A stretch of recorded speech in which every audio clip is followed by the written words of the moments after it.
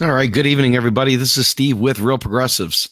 Earlier today, I spoke about this unsolvable problem between Republicans and Democrats. One goes high, the other goes low, and vice versa. And both of them, in the end, their plans, neither one of them which benefits the 99%. Both of them end up benefiting the 1%. And it's up to us to change that narrative. Tonight, I'm going to take a slightly different angle. Tonight's discussion is going to be about a Twitter fight that went on today and yesterday and so forth, and has been going on for a very, very long time. But in particular, this is with a response to a garbage article, and I'm not even going to hide my disdain for it, by a Francis Coppola, who is an economist in the UK, basic income fighter and so forth, who genuinely doesn't understand modern monetary theory. But she is a she's a legitimate economist, okay? Not practicing reality, but she's definitely an economist. And Dr. Stephanie Kelton, Professor Kelton, took an opportunity to write a response. Now, there's many responses, and we'll get into those in a minute. But what I want to do is I'm going to talk about Stephanie's comments. I'm going to read this to you momentarily. So she says, and I quote, "I welcome critiques of MMT. It's part of the process of advancing knowledge. But way too often, critics go on the attack, claiming MMT is flawed because it ignores inflation, class conflict, the external sector, bank money, political economy, et cetera, et cetera, et cetera. It's an ongoing problem, and it is exhausting for those of us who have contributed to the body of scholarship dubbed MMT to keep digging up source material to defend against these critiques. It's especially pernicious when it comes from fellow academics who should hold themselves to higher standards when it comes to commenting on the scholarship of their peers. If we're going to have a productive debate, both sides need to accurately represent the views they claim to be critiquing. Before writing, e.g., MMT ignores, check the facts. It will save you future embarrassment and elevate the discussion for all. To help, here are the indices from two books written by two of MMT's most prominent authors, Billy Blogs Reclaiming the State. And there are three, folks, three. And you know what? Let me see if I can actually share my screen to show you how massive this is. Three massive bibliographies. And if I'm able to, please, God, I hope this works. Let me see if this does. If it does, I will show it to you right now. And it does. So give me 1 second to put this up. This right here, you can't see because it's too damn big, okay? Too much. But that is all sources. That is all sourcing. Folks, that is a bibliography for one book. One. And this is all the source material for all the assertions made by Bill Mitchell and Tom Fozzi in the book Reclaiming the State, which, for those of you who are wondering, I not only have it on soft copy, but I've got it right here in front of me as well.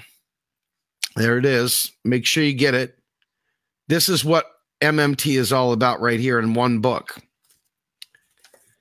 But she also goes further than that, and she brings up the next point. I'm going to bring that up again. And this one is by Randall Wray. Now, folks, if you haven't figured this out yet, MMT people tend to be the most adult kids in the room, so to speak. They not only are the most adult kids, but they're also the sharpest knives in the drawer. This right here is Randall Wray's bibliography. Now, I will put the link to this directly into the chat here, so if you guys are looking, I'll have this for you momentarily. And it was a set of tweets. So the good news is you can also go on Twitter and observe. Please be respectful, because everybody's been respectful for the most part, with the exception of possibly Francis Coppola herself. But here is the, well, trying to post it. It's not posting. That's okay. I'll get it to you shortly. But in any event, Kelton basically took her to task because she wrote this horrible thing about monetary sovereignty, basically bad-mouthing MMT start to finish. Well, MMT has always said that monetary sovereignty is a spectrum. If you put a gold peg in there, you've given up some of your sovereignty. If you peg it against a foreign currency, you give up some of your sovereignty. If you take on debt denominated in a foreign currency, you give up some of your sovereignty. If you enter into the European Union and go on the euro and get rid of your own currency, you've given up your sovereignty totally. In the United States, we have fiscal rules that we put in place that sometimes give up our sovereignty as well. But the point is that MMT is founded on freaking tons and tons and tons of years, detailed scholarship that us academics, I mean, us activists, us activists can only capture but a nutshell for you. And we have to point you their direction. There's a lot of people out there that want to rub noses with the academics and want to run shoulder to shoulder with them, makes them feel really good about themselves. And that's cool. I don't blame them. But I chose a different path. I chose to wade amongst the waste of the regular proles because that's who I am. I'm a regular dude. And I don't, even with degrees out the wazoo, I don't pretend to be more than a regular dude. So I hang with regular people because I don't need to appear higher up to make myself feel good. And these people, unfortunately, many of them decide that they're going to just drop a big old wet, nonsensical comment out there that forces MMT scholars, MMT practitioners, and MMT activists alike to jump through 1,000 hoops to once again revalidate a claim that if somebody would have taken 2 seconds to do their own research, they would have been respectful and they would have come to a different conclusion. But almost every single time, these people try to either say there's nothing new to MMT. J.W. Mason wrote a garbage article about this a while back that got absolutely slaughtered. Then somebody else was trying to say, oh, it's just rewashed Keynes. There's nothing new here. Again, slaughtered. Then you get the folks that are kind of heterodox, these folks, the positive money folks out there that try to say, well, the only problem with MMT is it doesn't talk about the banks, or it doesn't talk about exogenous money or endogenous money or this or that or the other. They always come up with something that it doesn't do. And that's what that tweet was about. That tweet right there was about all the people that are too damn lazy, too intellectually lazy to do the homework, to show the proper regard, to understand the subject matter before they begin to critique it. It is shameful. It is worthless to ever critique something you don't understand. It is a sign of respect to ask questions when you don't know. It is a sign of respect to ask the people that do know if they can answer your questions or point you in the right direction. It is a sign of intellectual dishonesty to say what something says without actually knowing it, without actually doing the homework. It is a sign of intellectual dishonesty. Now, if I was talking to my children, let me tell you what I would say intellectual dishonesty is. You're a liar. And liars get in trouble. There is never a good cause to be a liar. Now go to timeout for 5 minutes. Setting the timer now. Ding, ding, ding. No snack for you tonight. We don't allow people that tell lies, ever tell lies, to get away with it. We don't have to be mean to them. But we don't let them get away with it. Because there's too many onlookers. There's too many people out there that are wondering what exactly is going on. And when we allow a lie to stand without rebuke, we're basically co-signing it. We're co-signing it. Now, I want to show you another book. This right here is by Warren Mosler. This book is the Bible. It's very short. I mean, you're talking, let's be fair. The book itself is less than, it's 117 pages long. Now, for some of us, we can read that during one constitutional, if you know what I'm saying. But for some of you guys and gals, it's a good train ride read. You can read it on the train or wherever it is you're going. But it is a must read, because you don't think for the last 10 years I've woken up every single day of my life to talk about MMT to somebody because it's bullshit, right? I mean, for realsies. I talk about MMT so much that people don't even know what else I stand for sometimes, although I am full of a library of other things to talk about. This is that big a deal. Learning MMT is that big of a deal so that we actually have a shot at saving the planet, so we have a shot at saving each other, so we have a shot of bringing about all those wonderful things you want to go out and protest about, so we have a chance of fixing any of them. It's that big a deal. Like when you look at Maslow's hierarchy of needs and that thing just starts pyramiding up, the most important one is MMT on that Maslow's hierarchy of needs when it comes to changing the world. I'm not even making this up. I'm not even joking, because I'm going to show you something else, and this is going to kind of blow your mind. We're going to play a little bit of a game here, and I hope that you'll bear with me on this. I'm going to show you two pictures, and I'm going to ask you point blank what the difference of them between them is. Okay, so here we go. Let's go ahead and put these three things up here. This right here, my friends, if you look over to, well, I don't know how it is on your view, but if you look at the two pictures, the one furthest from my noodle, that's a guy dying in a loading dock. Now, it's freezing cold outside. I've shown this video before. And then there's a guy in the middle who's getting booted on his head, literally curb stomped. It's horrible. It's evil. Now, the curb stomping, this picture I'm about to show, that right there, that'll elicit a lot of oohs and ahs and oh my gods, because it's brutal. It's absolutely evil. And you can understand it. It's like a person with a broken arm. You can see the cast. You know, a person that's gotten their head bashed in, you can see a scar. But the problem is, when you look at this one, this picture right here, the guy is just silent. He's quiet. You have no idea what's going on. He just freezes to death and dies. See, it's hard to tell.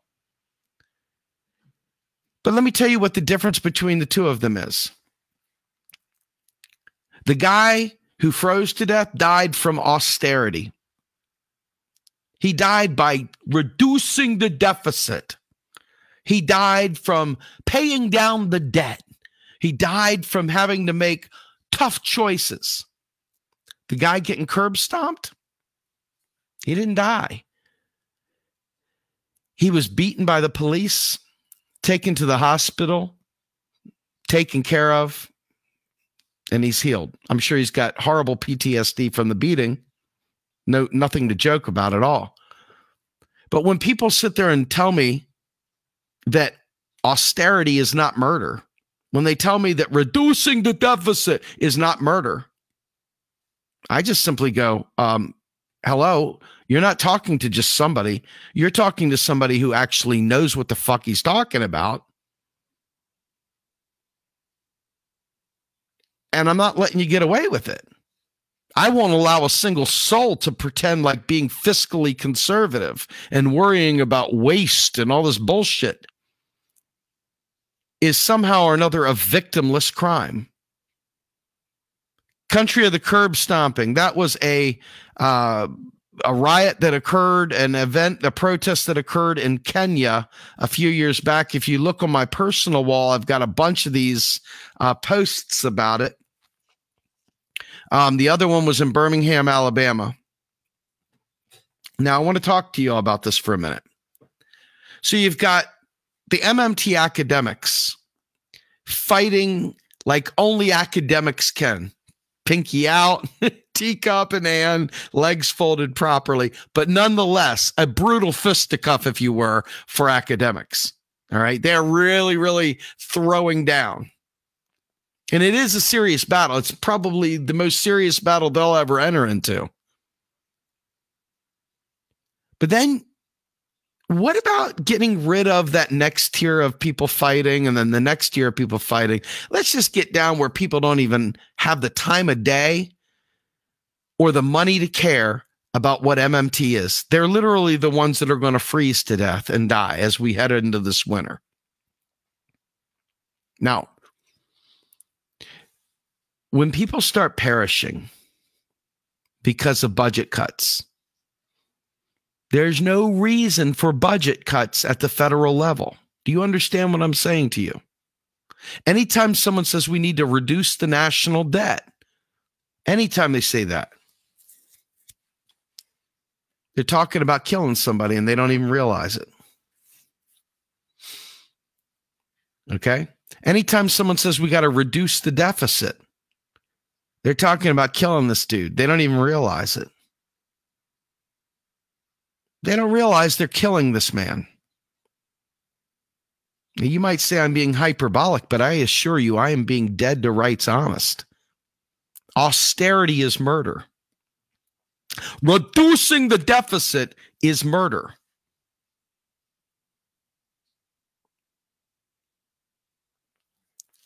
So when an academic is fighting to change the narrative about economics, when I'm telling you the Green Party is wrong about wanting to reduce the national debt and all the gibberish they have in their Section M of their platform, I'm not doing it because I'm trying to poke holes at the Green Party. I want the Green Party to be successful, quite frankly. No, I'm doing it because they are killing people, whether they realize it or not. Their acceptance of that is irrelevant to whether or not it is a lethal combination of bad economics and full metal stupid.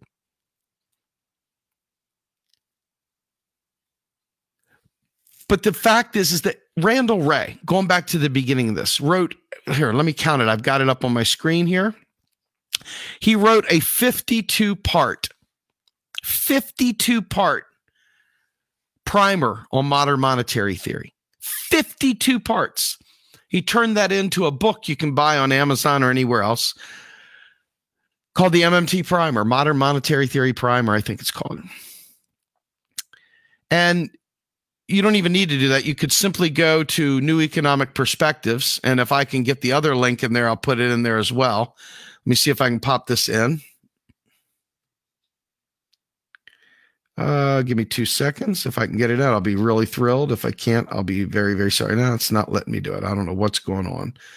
But I will make sure that the primer for the New Economic Perspectives gets in there as well. So I'm going to tell you something, and I don't care if this jives with you or not, because if you all haven't figured out over the years, I'm not one to worry about making friends. You either love the truth or you hate me. It's that simple, because I try my best. Folks, I mean, I live on a promise that I don't lie. I'd rather have everyone under the sun despise me and tell the truth than have fake-ass friends that like me because I lie with them, okay? So here's the deal.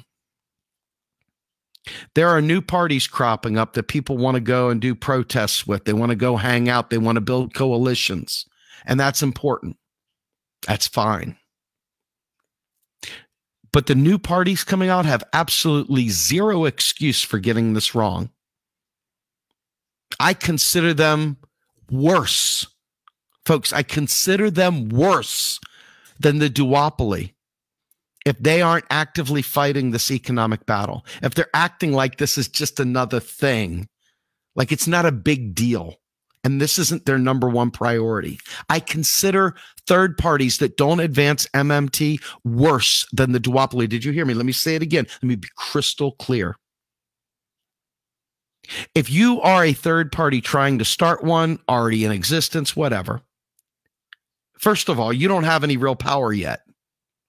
You haven't built any power. Second of all, if you're going to start with a lie, if you're going to start with piss poor economics and screw us more, why in the world would I want to go join you? Why would I advance your cause if you're going to end up bringing us to hell and back anyway? Because economics is what is really it's all about economics. Everything is about economics. You can't get away from economics, no matter what your issue is.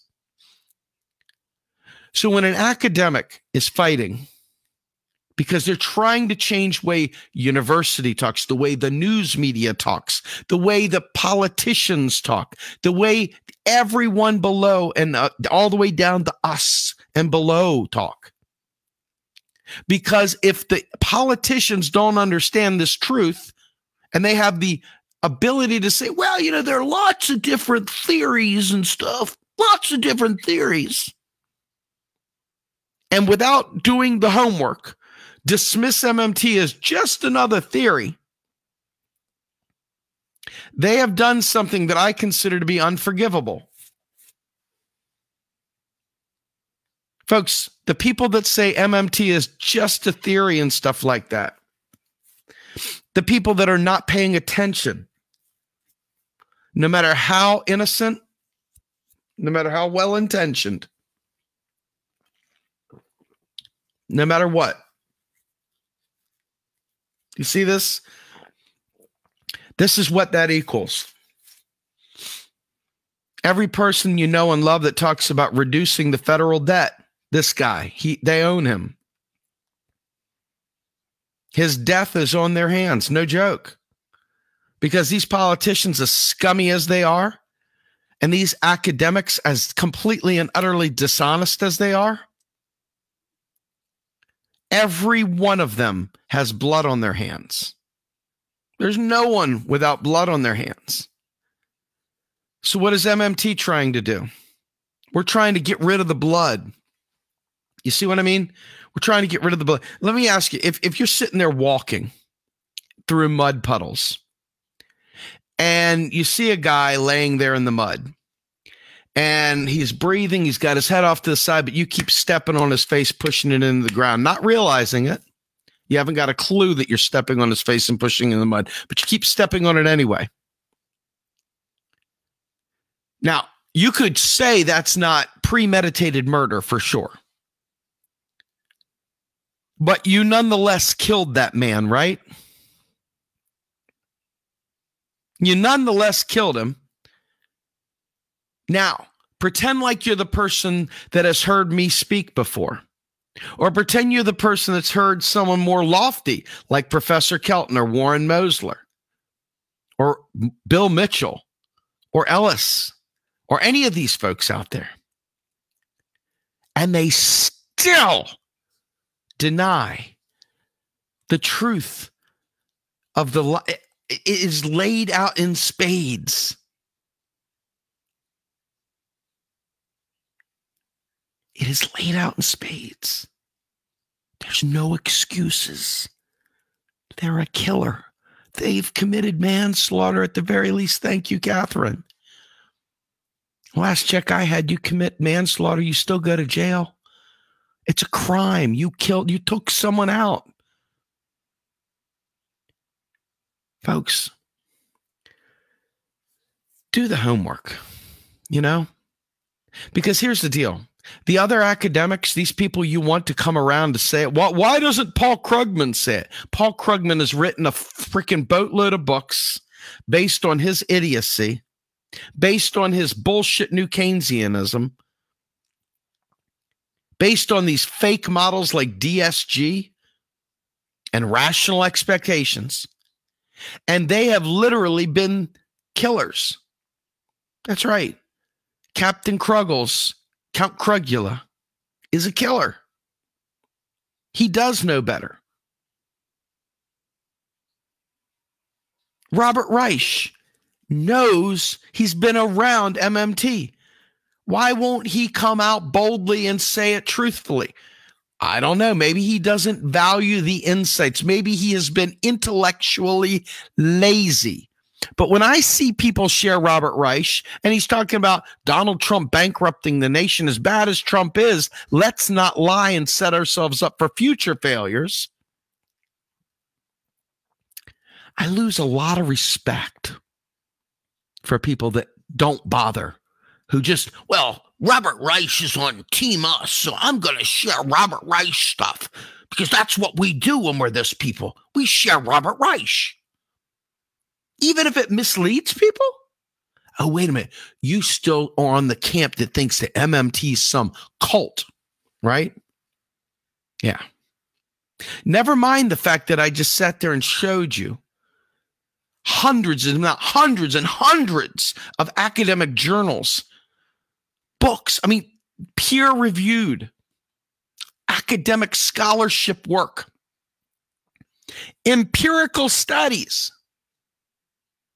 massive research. There's no excuses anymore. The material is so easy to get a hold of. You got to literally not want to get it right to say the wrong things anymore. And when I see Democrats sharing other Democrat memes and stuff that don't acknowledge the truth about this, I lose a lot of respect for them.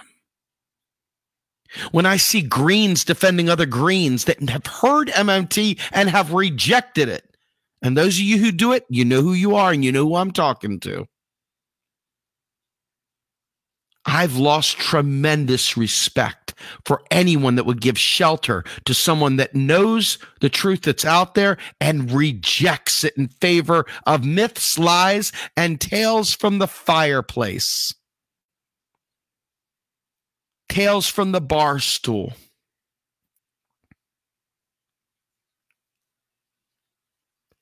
I find zero value in the edgy conspiracy theorist that doesn't want to learn how to be effective, who just says things. You know what I'm saying? You know what I'm saying? I have zero respect.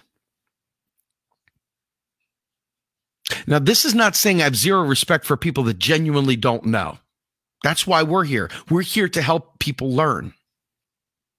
Don't confuse what I'm saying with the willful ignorance, with the people who had just inadvertently been stepping on people's faces in the mud puddles. The herd animals who just go, that's what they said on Rachel Maddow. Rachel Maddow said it. Yes. Didn't Robert Reich say it? Yeah. The academic research for MMT is so deep and powerful that all the shows, 800 plus that I've done, none of them do it justice. Not one. Every time I read Rowan Gray, Raul Carrillo, who does great legal work, the both of them do with the Modern Money Network. Every time I hear Fidel Kaboub go in a deep dive about emerging economies, underdeveloped economies that have to do different things to give up some of their monetary sovereignty, and the academic work that they've done globally. Every time I read Bill Mitchell's blogs, much less this incredible book. Folks, I've read this 3 times now. I recommend reading it. I will promise you I will read it a 4th, 5th, 6th time. It is the single most important book I've ever read in my life. The one that turned the light bulbs on, of course, is this one. But I'm here to tell you, it is the most important thing. And if you decide that you don't want to learn it, that you don't care, that you think it's just mumbo jumbo, like some other Hillbot said to me the other day, a reflexive, knee-jerk, it's stupid because Donald Trump's blowing up the deficit, so MMT must be stupid. You've got to peel back that partisan logic, my friends, and not think about economics through a political lens. And then once you've learned the economics, it will inform you what your politics are, because so much of your politics today are founded in utter bullshit. founded in utter bullshit. Imagine, if you will, let me see if I can draw this for you. Yeah, you're going to have to bear with me because this is going to probably be really, really ugly. Really, really ugly. But I'm going to go ahead and do it anyway. If it shows up, great. If it doesn't, great. See that little cross right there? That right there is a balance sheet. That's a ledger. On one side, we have the public sector. On the other side, we have the private sector. When one side has a debit, the other side has a credit. One side's assets, the other side's liabilities. So when the federal government is in deficit, the non-government sector's in surplus.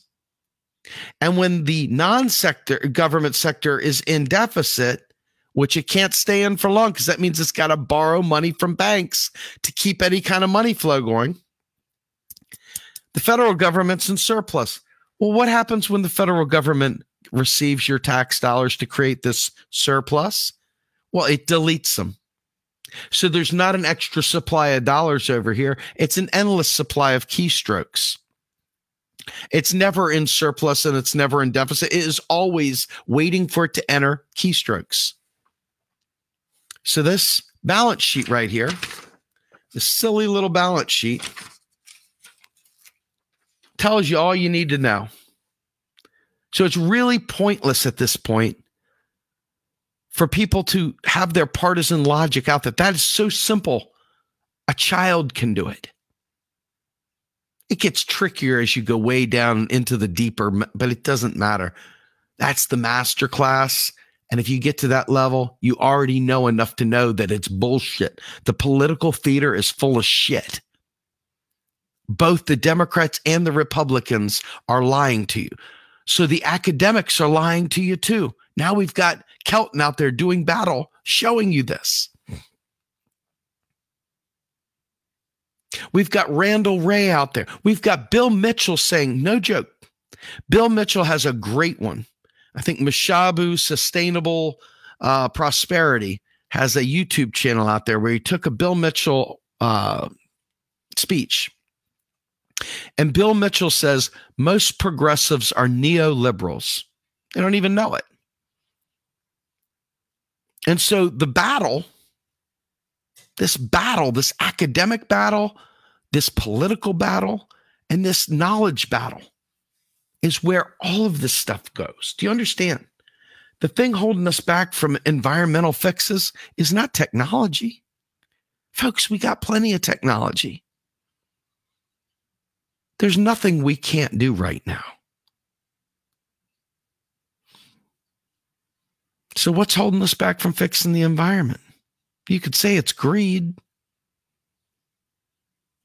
But what happens when we, the people, understand economics? They can't pull that wool over our eyes anymore, right? So we've got to fight this battle from the academic layer to the political layer to the activist layer to the churches to the local organizations to the student unions. Hell, to the high schools and middle schools and elementary schools, to our sitcoms. Everywhere neoliberalism tries to put there was a Roseanne show before it got shit canned a while back, where she mocked her sister for wanting other people's money for social. Yeah, all that's fine and well. Where are you going to get the money to pay for Medicare for all, stupid? Kind of thing. And they let that be the punchline. That's the winner. That's neoliberalism in your media. Every step along the way, neoliberalism. Wow. So when Kelton is sitting there doing battle with Francis Coppola, it's not just some esoteric, it's just, well, chance is certainly, it's real, man. Because ultimately we go back to this cat. If we're not figuring this out,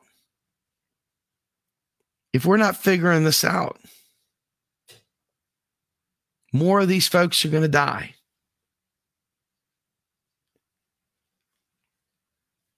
I mean, I think it's important that people realize this, don't you? I mean, don't you think it's important?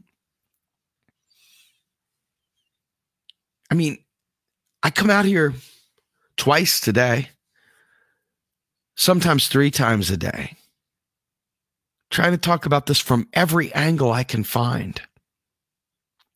Every single angle I can find. I mean, it just seems like at times I wonder if people just don't want to learn this stuff. And I don't know why that is, but I'm going to read you one more thing. And this is a little bit of a, I don't know what you want to call it, but let's just say that it's a pretty awesome deal here, you know? I think, honestly, you know, the federal government is self-financing. And when you realize that, meaning that your taxes aren't actually paying for anything, and you've been spending your entire life talking as if they do,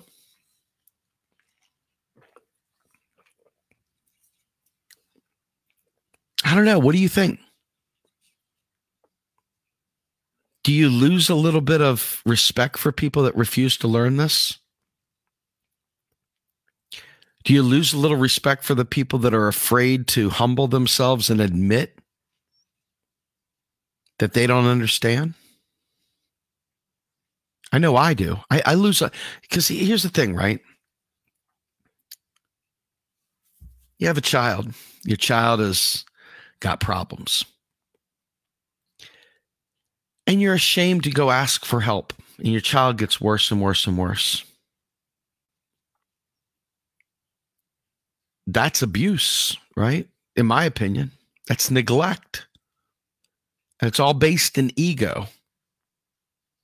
Based in some bizarre ego.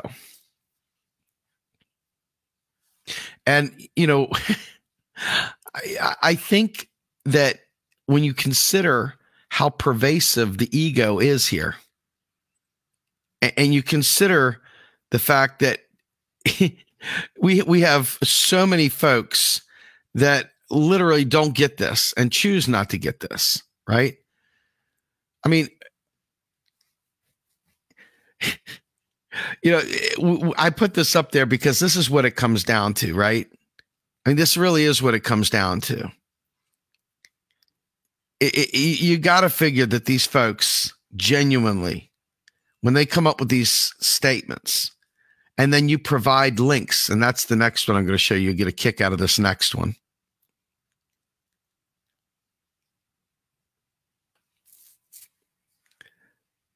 So they always try to come back with something, and you give them links.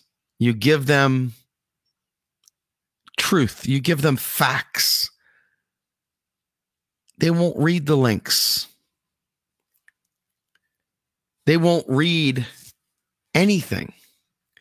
And, you know, I laugh about this only in passing. I want to show you something else too. And this is from Patricia Pino. And it's dealing with the Francis Coppola business. I'm going to show this up here. Give me 1 second. Pull this up.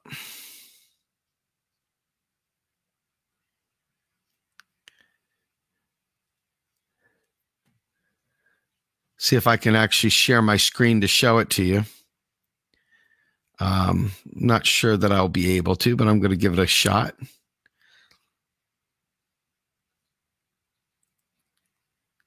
Be great if it lets me.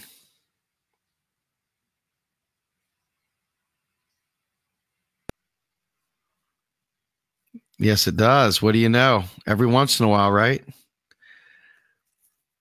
So here's a guy saying, hey, you know, MMT literally says this, right?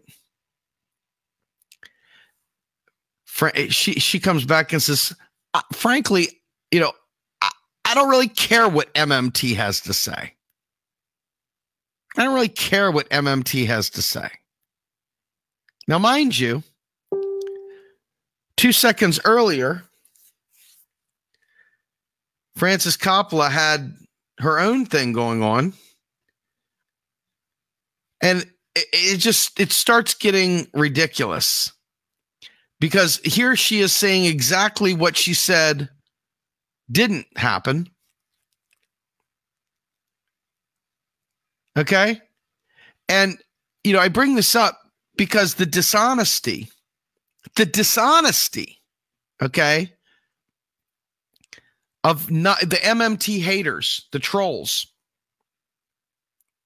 distracts so many people. We got people coming into the MMT for RP group, bringing Francis Coppola's article up and going, oh my God, help me make sense of this. And you're like, well, okay. MMT is a spectrum. Monetary sovereignty is a spectrum. And I gave the things earlier, different fiscal rules and different pegs and foreign denominated debt, etc. It can limit the spectrum. Francis Coppola is sitting there misleading millions of people. Some 50,000 followers on Twitter, prestige as an economist that supports the crown, blah, blah, blah. And there she's saying, I can't be bothered to give a fuck what MMT says.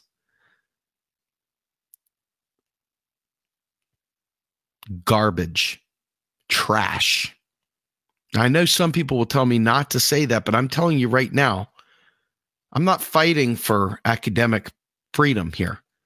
I'm fighting so this guy doesn't have to die again next time. So maybe we're smart enough to care about saving lives and less about saving academics' egos. I've hit a brick wall, if you will, when it comes to people that think the only problem with MMT, actually it's flawed. It's a very flawed theory. It's like, be very specific. Be extremely specific. Tell me specifically what the flaw is. And if you can't prove it, admit that you're a liar. Admit you're a liar. There's nothing wrong with admitting you don't know something. But it's downright evil to pretend you do and to put something out there like that, denigrating the work.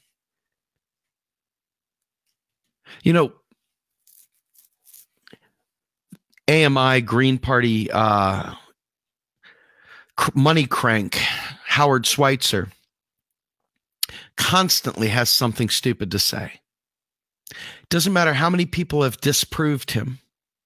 He still says the same stuff over and over again. And I mean, literally, people that are 1,000 times as better sitting there proving to him in spades. But he ran a game behind the scenes with the national delegation of the Green Party. People like Rodolfo Cortez were sitting there battling him constantly. But he sat there and convinced these people that don't understand economics at all. 95% of them literally didn't understand, but they relied on him to be their guide. When speaking to David Cobb with Ellis Winningham, he said, I don't like your elevator pitch. You're pontificating. Green Party, we support green and the dollar. And he threw some link at me. I said, well, we're on the phone here, guy. Why don't we talk about this? I don't like your elevator pitch. No, my bad. My bad. I'm going to tell you why this matters. Let me bring him back up here. Every time you wonder why I fight the way I do, every single time you wonder why it matters, every single time you wonder why I won't give an eighth of an inch, just remember austerity is murder. It's literally murder. It's really important, folks. So just remember also, there is a metric ton of academic research backing the bullet points that we've created, the bullet points that many of us has created, trying to make this simplified for you, the people, the regular people. And I'm going to show you something here, right? I'll pull this up and put this up on the board. And this right here is straight from Beardsley Rummel, 1946, is what are taxes really for? And at no point in time do taxes pay for a single piece of anything. Federal taxes are deleted. They're there for these 4 reasons. You can find this on our Real Progressives page. You can find it on our wall. I posted it just a little while ago for the purposes of this live stream. The other thing you'll notice, I'll make sure I'm going in the right direction here. You'll have to forgive me if I'm off. The reason why we actually collect taxes, I mean, it's right there again. This is straight out of an academic presentation, but we've got it right here for you. Again, it's on the page with links, you name it. I want you to understand we don't do this stuff every single day round the clock just because it's some fun thing to do. This right here is from Warren Mosler's Soft Currency. And one of my favorite lines in here, not one of my favorite lines, but my favorite line, right? You got to figure, if you're sitting there thinking to yourself that a nation can go broke, if that's what you think, if you think that, you will always err on the wrong side. But taxes function to create demand for federal expenditures of fiat money, not to raise revenue per se. In fact, a tax will create a demand for at least that amount of federal spending. A balanced budget is, from inception, the minimum that can be spent without continuous deflation.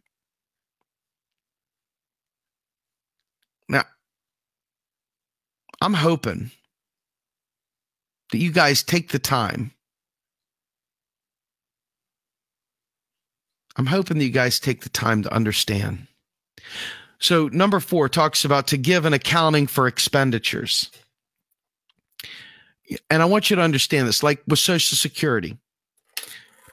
If you pay $50 into Social Security, I'm going to draw this on a piece of paper. Here's a trash can or a shredder. Your tax dollar went right into the trash can, deleted, trashed. But guess what? Over here on this ledger, they put down that you paid $50. Okay? And then next year you pay $50.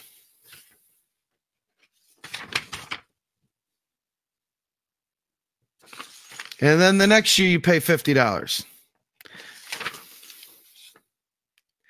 After a little while, you get this thing that shows you've paid $150 into Social Security.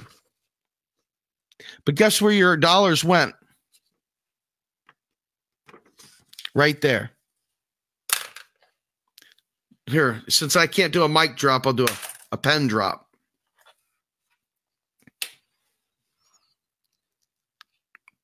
They want to keep track of what the costs are because what they're trying to do is demonstrate some value to you.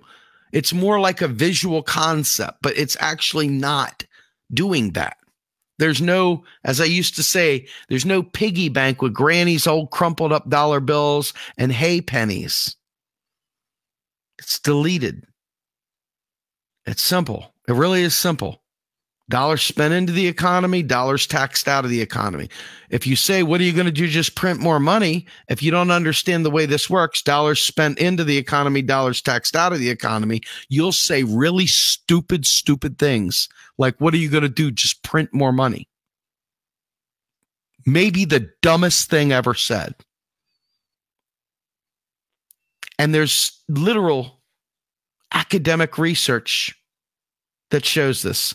Stephanie Kelton, then Stephanie Bell, in 1999, wrote this incredible academic paper that you can find out there relatively easy. I've posted it no less than 1,000 times.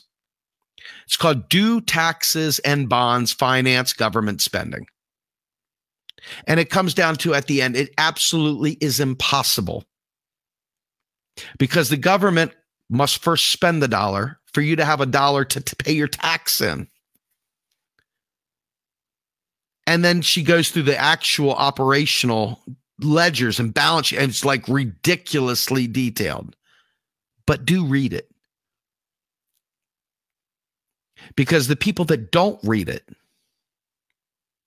that say we're wrong,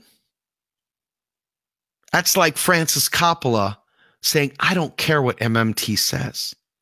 And you know what that means to me, of course, right? That's what that means to me. That's what that means to me right there. Every time Francis Coppola says, I don't care what MMT says, that's what it means. Every time Howard Schweitzer lies for the Green Party and screws up their national delegation and wrecks their ability to do something good, that's what it means to me. Every single time, that's what it means to me. And let me tell you something. When you get serious about this and you begin understanding it, you'll realize this isn't just some academic game. You'll realize it's life and death. It's the only game in town, because it's the only thing that will fix the environment. It's the only thing that'll get rid of student debt. It's the only thing that could give reparations. It's the only thing that can provide a federal job guarantee. It's the only thing that can enhance and expand Social Security. It's the only thing that can solve climate change. I see these young Greens running around saying they're eco-socialists. Okay. MMT doesn't say you can't be eco-socialist. They want local economies. Okay, well, so what? Guess where the dollar starts? Yeah, that's right. The dollar starts with the federal government. In other words, your central government. Yes. Same with Japan. Yeah. Yep. So you got to learn MMT even if you want to be called an eco-socialist. You do. Sorry. You don't get to skip that because you want to be edgy. And you know what? For the Republicans out there that want to blow the world up, you got to learn MMT too. Sorry. MMT is nonpartisan. It just is what it is. So I say this to you as a parting shot. I'm a gateway. I'm an entryway. I'm a jumping in point. I'll give you the political view of MMT so you understand why it matters. But I am not an academic scholar for MMT. Far from it. There are many who get the more widgety technocratic ideas far better than I do. And for those people that want to play technocratic, it's important too. It's just not the thing that's going to lure most people in the door.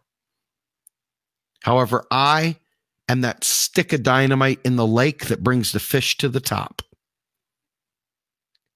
And hopefully those people will stop shitting on me and start getting that net out there and scooping up people and teaching them all the finer points. I can teach you a lot, but I can't teach you what they know. They know a lot more than I do. And I don't have time to get into the weeds like that because I'm busy trying to build an organization on top of all this stuff. So I'm hoping that you all will take the time to read these pieces of literature, to read the article, to read the blogs. Read the blogs. They're much easier to understand than digging into the white papers. Because one of the big things that Real Progressives will be doing in the future as part of our education pillar is we will be taking those white papers, those tough to read white papers, and synthesizing them down into bite-sized chunks, providing lesson videos so that you guys can watch. If you've ever been to Udemy, they got these 2-minute videos and they keep rolling. Keep moving forward. You're doing great. You're going to learn. Keep moving forward. That's the kind of stuff we're going to be doing. And you're going to just sit there for hours and hours and hours watching these videos, learning. And hopefully you'll be able to stop, pause it, and come back. Hopefully we can build it in such a way that we can do exactly that. But the point is, it's going to be built for regular people. There's going to be other things that are going to be more academic in nature. And for those people that want to become economists someday, that's great. But for the rest of us that just want to make sure we don't end up like this guy, we're going to make it so that this stuff is actually useful to saving lives. It's really important, folks. And I hope you keep the faith, and I hope you keep fighting for us. All right. A couple points of order here real quickly. Number one, we have a new podcast that will be coming out shortly. We've got a bunch of interviews already prepared for it. The podcast is called Macro and Cheese. We have been talking about this for a long time. I'm sorry it's taken longer than we've wanted to. Unfortunately, in a volunteer organization, people quit, people move on, people do different things. So we've always have to revamp talent. It sucks, but it's the way it goes. So if you guys would like to help out in any kind of video editing or audio editing capacity, please let me know. We need help. Second thing, we also are in the process of trying to set up both a brand new website that will be taking us from realprogressivesusa.com to realprogressives.org. In that website, and this is a labor of love, it's going to take a little bit of time. It's going to be a complete redesign. It's going to have everything for our 4 pillars. Right now, pretty much all our website is our blog. It's our writing. It talks about some of the videos we've got up, etc. But it's not representative of who we are and who we want to be. And it's also USA, and we are a global entity. We are dealing with everywhere. We're not just in the US. So I want to be real clear. So the website will be phenomenal. We're working our butts off. Okay. We're also instituting a new project management suite right now. We're in the process of test driving Asana. And there's a chance that if we can get enough funds in the door, that we may go ahead and move up to the more professional level of Asana, because so much of what we do is based on doing projects and building project teams and getting things done by task management. It's a really good, smooth way of ensuring things get done. The other thing that we're looking to do is 501c3, 501c4, so that we can, by 2020, be really ready to jump into the political game, be able to run and endorse and phone bank and do all kinds of stuff for candidates. On the flip side, be over here teaching, educating, creating policy stuff, doing great writing, and doing really, really hard-hitting deep dives on subjects that are of interest to our 7 knowledge areas. Folks, there's a lot going on, and we need your help. We need volunteers. We need people that can write. We need people that can manage, that have good minds, that can actually enter data, that can work in spreadsheets, that can work in different tools, that are not afraid to get on conference calls and take quality notes, and that can actually follow up with people on action items. We also need people that are willing to help us reach out and do public relations, reach out to other groups, help us build bridges with other organizations, help us keep a finger on the pulse of activism so we know what events are coming up, so we can help either endorse, support, or send troops out there. And we also need people that will help us build our chapters, and actually listen to the requirements, help us design the bylaws and design the organizational structure to deliver this. Folks, we're not messing around.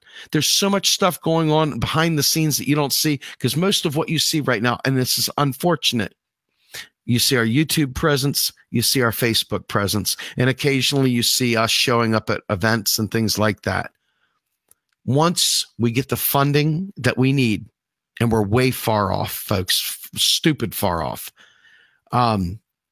We understand people are struggling. I'm struggling myself, so I understand. But we really, really desperately need monthly donors in a worst way. I can't even apologize for it. The tools that we need to do the things that we're doing, the services that we need to get the videos away from Facebook. God, let us get away from Facebook. Those services cost money.